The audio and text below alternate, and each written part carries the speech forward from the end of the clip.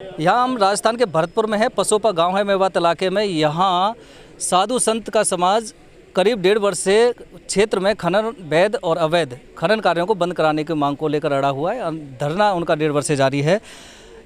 जो इनके एक संत हैं, बाबा हरिबोल दास, उन्होंने 19 जुलाई को सीएम आवास के सामने आत्मदाह की धमकी दे रखी थी, चेतावनी दे रखी थी। लेकिन उसके बाद विगत दिन कैबिनेट मंत्री विश्वेंद्र सिंह और साधुओं के एक डेलीगेशन के बीच में वार्ता हुई जो सकारात्मक हुई थी। लेकिन उस कहानी में नया मोड़ा सुबह आता है जब इस साधु संत समाज का एक व्यक्ति जो साधु हैं नारायण दास, वो इस मोबाइल टावर पर चढ़ जाते हैं और करीब 8 घंटा उनको हो चुके हैं मोबाइल टावर पर वो बैठे हुए हैं।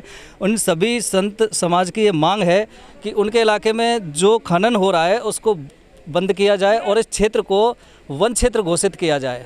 साथ ही इनका कहना यह भी है कि ये भगवान श्री कृष्ण की क्रीड़ा स्थली रही है, लोगों की श्रद्धा है, धार्मिक महत्व है, इसलिए यहाँ के पहाड़ियों को नष्ट होने से बचाया जाए। यहाँ हमारे साथ बाबा, आपका नाम? राधा प्रिय।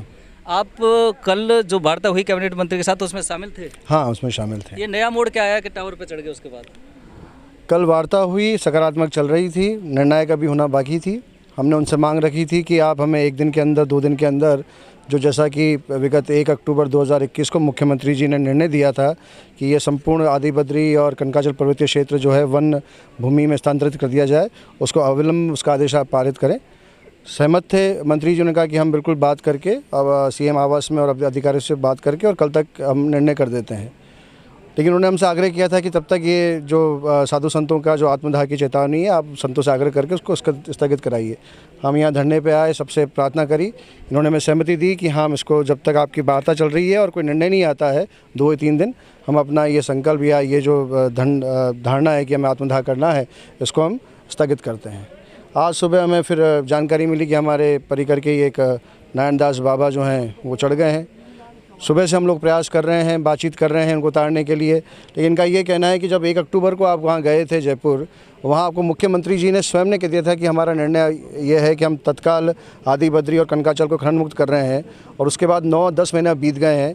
जब आप 1 अक्टूबर को गए थे तब वहाँ केवल 2 क्रशर थे, अब 16 क्रशर लग गए हैं और 4 गुना खनन बढ़ गया है। तो अब कैसे एक मंत्री जी की बात पर विश्वास करके? और देखो, ये आपकी व्यथा है जो आप बता रहे हैं, वो बिल्कुल सही हो सकता है। लेकिन मेरा सवाल ये है कि जब वार्ता सरकार के मंत्री के साथ हो जाती है, सकारात्मक होती है, तो क्या आप में आपसी कोऑर्डिनेशन नहीं है? नहीं, कोऑर्डिनेशन पूरा था। हमें भी बड़ा क्षोभ है कि हमारे यहाँ से ही एक महात्मा वहाँ गए हैं और हम लोग दिन भर, अब सभी संत हमारे ये गोवर्धन से भी संत 1.5 वर्ष से यहाँ धरने पर बैठे हुए हैं। क्या जिला कलेक्टर या सरकार के किसी प्रतिनिधि ने अब तक वार्ता की थी आपसे?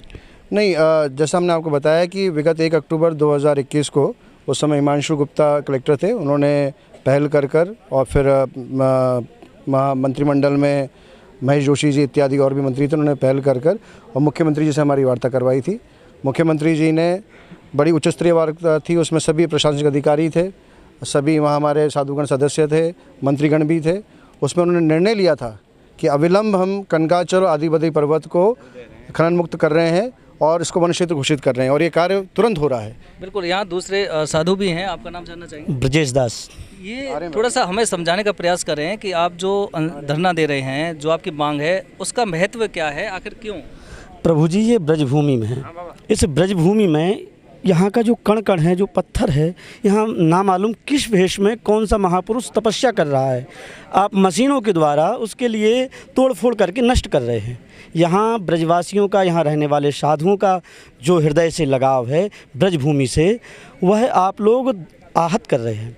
क्योंकि हम लोग तो ये मानते हैं कि ब्रजभूमि के कण कण में एक परम दिव्यात्माओं का वास है जो यहाँ भजन कर रही हैं, दृश्य रूप में, अदृश्य रूप में। लेकिन जो इस प्रकार से उत्खनन हो रहा है, ये अनुचित है।